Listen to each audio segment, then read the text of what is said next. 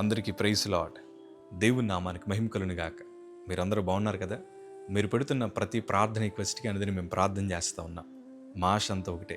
ఎక్కడైతే మీరు తృణీకరించబడ్డారో, ఎక్కడైతే వెలివేయబడ్డారో, ఎక్కడైతే గుండెలు పగిలేలాగా ఏడ్చారో అదే స్థలాల్లో నా ప్రభు మీ అందరినీ హెచ్చించబోతున్నారు. విశ్వాసంతో ప్రార్థన చేయండి.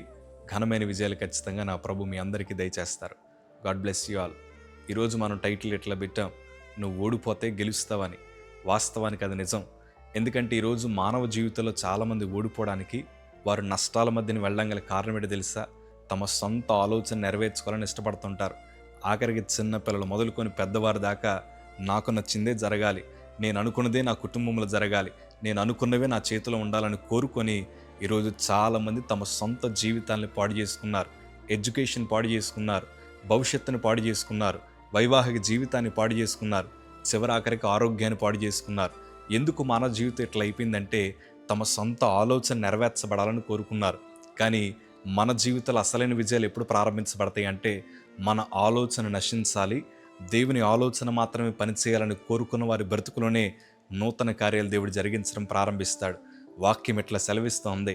సామెతల గ్రంథం 3వ అధ్యాయము 5వ మాటను చదవగలిగితే, నీ సబుద్ధిని ఆధారము చేసుకొనక నీ పూర్ణ హృదయముతో యెహోవా యందు నమ్మిక ఉంచుము, నీ ప్రవక్తన అంతటి యందు ఆయన అధికారమునకు ఒప్పుకొనుము, అప్పుడు ఆయన నీ త్రోవలను సరాలము చేయును. ఈ వాక్యం ద్వారా దేవుడు మీ అందరితో మాట్లాడునుగాక. నీ సబుద్ధిని ఆధారము చేసుకొనక. వాస్తవానికి మన మనస్సు ఏదైతే చెప్తుందో దాన్నే ఎక్కువ అనుసరించడానికి ప్రయత్నం చేస్తూ ఉంటాం. వస్త్రాలు వేసే విషయం కావచ్చు, లేకపోతే చుట్టూ ఉండే స్నేహితుల్ని సెలెక్ట్ చేసుకునే విషయం కావచ్చు, వ్యాపార విషయంలోని, చదువుల విషయంలోని, చాలామంది కుటుంబాలను కట్టుకునే విషయంలోని ఏమనుకుంటారు చెప్పనా? నేను అనుకుందే జరగాలని. ఈ వీడియో చూస్తున్న మీలో ఒకవేళ అలాంటి ఆలోచన ఉంటే ఒక మాట చెప్తాను, మీ జీవితాల ప్రమాదంలో పడినట్లే. నా ఇష్టం అండి, నాకు నచ్చిందే చేస్తానండి అన్న ఆలోచన ఒకవేళ మీకుంటే ఈరోజు మీకు నచ్చింది చేసి మీరు సంతోషపడచ్చు. కానీ రేపు అది ఎంత ప్రమాదకరమో తర్వాత అర్థమవుతూ ఉంటుంది. ఈరోజు చాలామంది కోర్టులో చూడండి, యవనస్తులు ఎక్కువ మంది డైవర్స్ కేసులకు వస్తూ ఉన్నారు. ఎందుకంటే ప్రేమించేసుకున్నారు, వివాహాలు చేసుకున్నారు, ఇప్పుడు మరలా కొట్టుకొని మరలా ఎక్కడికి వెళ్ళిపోయారంటే మమ్మల్ని విడదీసేయండి, మేము కలిసి బ్రతకలేమంటున్నారు. ఎందుకంటే అప్పుడు నచ్చింది ఇప్పుడు నచ్చలేదు. స్వబుద్ధిని ఆధారం చేసుకుంటే ఎన్నో ఆలోచనలు, ఎన్నో చెడు మార్గాల్లోకి వెళ్ళిపోతూ ఉంటాం. ఇప్పుడు ఈ సంగమా రోడ్డు మీద యవనస్తులు చూడండి, చాలామంది వాహనాల దగ్గర ప్రమాదాలకు గురవుతున్నారు. ఎందుకంటే ఇంట్లో గొడవపడి వాహనాలు కొనిపించుకుంటున్నారు, గొడవపడి సెల్ ఫోన్లు కొనిపించుకుంటున్నారు, గొడవపడి రకరకాల ప్రాంతాలకు తిరుగుతున్నారు. చివరాఖరికి తమ సొంత జీవితాలను పాడు చేసుకున్నారు. ఎందుకు? తమ స్వబుద్ధిని ఆధారం చేసుకున్నారు. కానీ ఒక మాట చెప్తాను, దేవుడు గొప్ప విజయాలు మనకు దయచేయాలంటే ఎప్పుడు ఇలా ప్రార్థించాలి, ఎప్పుడు ఇలా ఆలోచించాలి. అదంతా ఒకటే, ప్రభా నా జ్ఞానం నశించాలి, నీ జ్ఞానం మాత్రమే నా బ్రతుకులు పనిచేయాలి, నా ఆలోచన నశించాలి, నీ ఆలోచనలు మాత్రమే పనిచేయాలి, నా మార్గములు చెరపబడాలి, నీ మార్గంలో మాత్రమే నేను నా కుటుంబం ప్రయాణం చేయాలని ఎప్పుడైతే కోరుకుంటామో అప్పుడు మన బ్రతుకులు అద్భుతంగా మార్చబడతాయి. దావీదు మహాభక్తుడు అరణ్యములో ఉన్న అతడు మందను మేపుతున్నప్పుడు కూడా ప్రభువును గనపరిచాడు. అందుకే సింహాసనంపైకి దేవుడు ఎక్కించగలిగాడు. గొల్యాతు విషయంలో కూడా అంతే. ఈ సున్నతి లేని ఫిలిస్తీయుడు దేవుని దూషించుట ఎలా అని ప్రభు వైపు చూశాడు. దేవుని మార్గంలో నడవడానికి ప్రయత్నం చేశాడు. అంత బలమైన గొల్యాతును కూడా జయించడానికి దేవుడు కృప చూపించారు. షడ్రక్, మేషక్, అబేద్నెగోలు రాజు ముందర తలదించకుండా తలెత్తుకొని ప్రభు కోసం నిలబడ్డారు. తమ మార్గములను దేవునికి అప్పగించగలిగారు.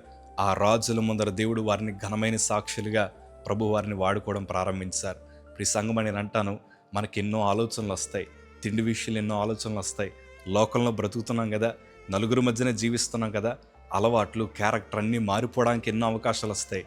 కానీ మన స్వబుద్ధిని ఆధారం చేసుకోకుండా దేవుని ఆలోచనలు మీరు వెళ్ళగలిగితే ఈరోజు ఓటము నుండి విజయాల వైపు దేవుడు నడిపించబోతున్నాడు.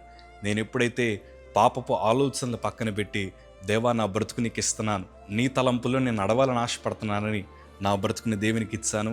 మా కుటుంబంలో శాంతి, సమాధానాన్ని దేవుడు అనుగ్రహించారు. క్యాన్సర్ నుండి విడిపించడానికి దేవుడు కృప చూపించారు. అనేక మంది మధ్యన సాక్షిగా నిలబడడానికి దేవుడు కృప చూపించారు. బెహ్రన్ దేశంలో కూడా యుద్ధ ప్రాంతంలో ఉన్నప్పుడు కూడా దేవుని అభయహస్తం మా పైనుంచారు. ఆ సమయాల్లో పోషిస్తూ వచ్చారు. సాక్ష్యాన్ని పెంచారు కానీ సాక్ష్యాన్ని తొలగించలేదు.